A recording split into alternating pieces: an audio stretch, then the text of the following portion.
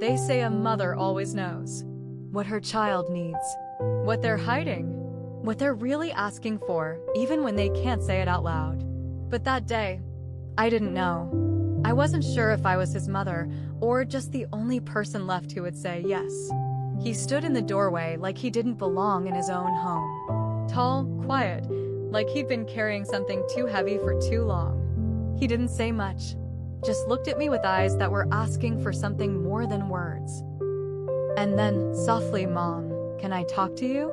I said yes, without thinking, without knowing, without asking what it was he needed. It's been 9 months since that night, but it plays in my mind like it just happened. Not because of what was said, but because of everything that wasn't. The silence between us was louder than anything. And sometimes, that's what stays. The quiet moments, the ones that change everything. I've carried this story like a secret, because it's not easy to tell. It's not neat. It's not clean. It's real. And maybe you'll judge me. Maybe you won't understand.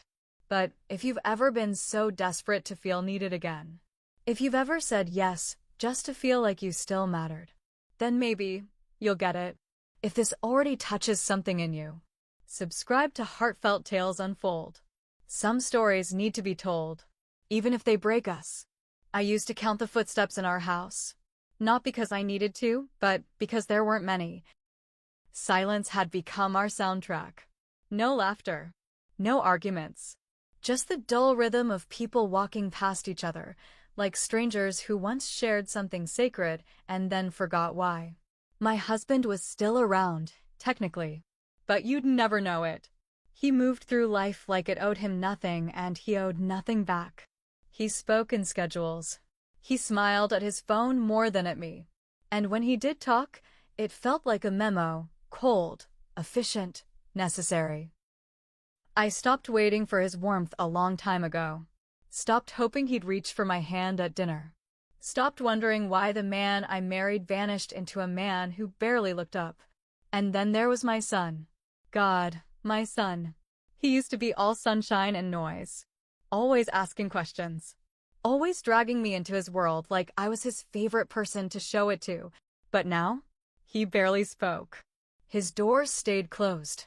And when he did come out, he'd sit at the table with his hood up, earbuds in. Like the world outside of his music didn't matter. Like I didn't matter. Dinner was the worst. 3 people. 1 table. No words. Just the clink of cutlery and the loud ache of everything we didn't say. Sometimes I wondered if I'd passed away and no one told me. That's how invisible I felt. I started memorizing the curve of his back as he walked past me. The way his fingers twitched when he was anxious. The slight limp in his left foot he got from falling off his bike when he was 7. I knew all of it. Still watched for all of it. Because it was the only way I felt close to him anymore. And when I did catch his eyes across the room, there was something there. Something broken. Something tired. Something I recognized because I saw it every morning in the mirror. We were all under one roof, but it felt like none of us had been home in years. The walls held pictures of smiles we didn't wear anymore. Holidays that felt like borrowed joy. Birthdays that started late and ended early. I used to think love faded slowly. But in this house, it felt like it just disappeared. One day, it was gone. And none of us noticed until the silence got so loud, we couldn't pretend anymore. And in the middle of all that silence, he knocked on my door. And everything changed. It was late. Past midnight. The kind of quiet that presses against your skin and makes every sound feel louder than it should. I was in bed. Not asleep. Just lying there, like I usually did. Staring at the ceiling. Counting regrets instead of sheep. And then, 3 soft knocks. Barely there. Like whoever was on the other side wasn't sure they had the right to knock at all. It startled me. Not because of the sound, but because no one had knocked on my door in months. Especially not him. I sat up. Heart racing in that strange way it does when something inside you knows this isn't just a knock. It's something else. And then I heard his voice. "Mom. Can I talk to you?" My throat tightened. I don't know why. Maybe because he hadn't called me mom in so long. Maybe because his voice didn't sound like his. It sounded small, scared, like whatever he was holding in had finally gotten too heavy. I told him to come in. He opened the door slowly, didn't look at me right away. He just stepped inside like he wasn't sure if he was allowed to. Like a guest in his own home. He didn't say a word. Just walked over and sat on the edge of my bed. Back turned to me. Head down. I could feel the weight of something unspeakable filling the room. Thick. Heavy. And I didn't know what to do with it. For a while, he didn't speak. He just sat there. Fingers fidgeting. Breath uneven. Like if he opened his mouth, it might all come spilling out in pieces he couldn't put back together. And then, quietly, he said it. I need your help. Pause.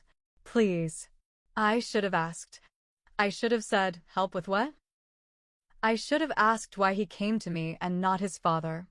I should have asked why now, after all this time. But I didn't, because the truth is, when someone you love, someone who's been a stranger for so long, finally comes to you with that kind of desperation in their voice, you don't ask questions. You just answer. And I said yes. I said yes without knowing what I was stepping into. Without knowing what it would cost. Without knowing that that single word, yes, would be the beginning of everything unraveling. I didn't know. I just knew. He needed me.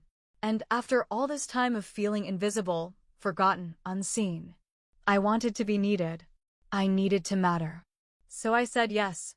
He stayed there for a while. Just sitting at the edge of my bed. Back straight but heavy. Shoulders tense like he was carrying something too big for his frame. He didn't say another word that night. And neither did I. We just sat in the quiet. Two people in the same room, but in completely different storms. But something changed in me. Because for the first time in so long, he came to me. He chose me. After all the years of silence, distance, slammed doors, avoided eye contact, forced small talk at dinner, he came into my space, into my room, into my night, and asked for me. I should have been focused on him, on what he needed, on what I could do as his mother. But I'd be lying if I said that's all I felt. Because underneath that instinct to protect him was something else. Something I didn't want to look at too closely. A hunger. Not for anything physical, but to feel alive again. To feel seen. He needed help. But the way his voice cracked, the way he looked at me, like I was the only safe place left, it did something to me. It reached a part of me I'd buried under laundry piles, silent dinners, and unanswered goodnights. I kept asking myself, was I saying yes to helping him? Or was I saying yes to feeling like I mattered again? That thought alone made my stomach turn. Because what kind of mother feels that? What kind of mother sees her son broken and feels something that isn't just sadness? That isn't just concern? What kind of mother feels wanted? God, the shame. It came fast. It came hard. It wrapped around my throat and made it hard to breathe. I told myself it wasn't like that. That I was just tired. That I was confused. But the truth is, when you've gone years without being touched, without being noticed, without being wanted in any way, the smallest gesture feels like a flood. And his voice that night, the softness in it, the way he said please, I hadn't heard that tone in so long. Not from my husband. Not from anyone. I felt like a mother again. But I also felt like a woman again. And I didn't know which part of me was responding louder. I wanted to protect him. I wanted to hold him. But somewhere in that want was something darker. Not dangerous. Not intentional. Just human. And that's the part one hated most. Because it's one thing to feel forgotten. But it's another to admit you started reaching for anything just to feel like someone. After that night, something shifted. We didn't talk about what happened. Didn't name it. Didn't explain it. But he started coming around more. Not often. Just enough for me to notice. Enough for me to feel it. Late at night, I'd find him in the kitchen. Sitting in the dark, staring at the microwave clock. Sometimes I'd join him. Make tea neither of us drank. And we'd just sit. Two ghosts in the same house, finally haunting each other instead of avoiding it. He began to open up, slowly, carefully. Told me bits and pieces. About the emptiness. The way school made him feel like a failure.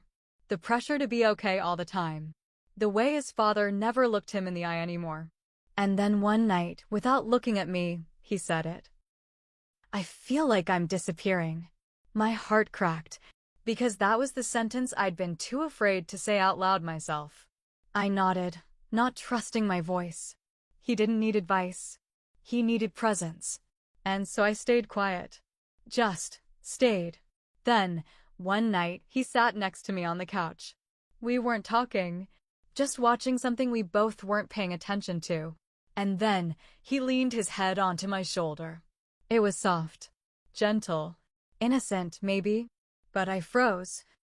Not because I didn't want him there, but because I didn't know what I wanted anymore. His weight on me felt safe, but it also felt like a question I didn't know how to answer. I didn't move, didn't breathe for a moment. And when I finally did, it wasn't relief I felt.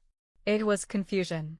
Because that warmth, that closeness, it stirred something in me that wasn't just maternal.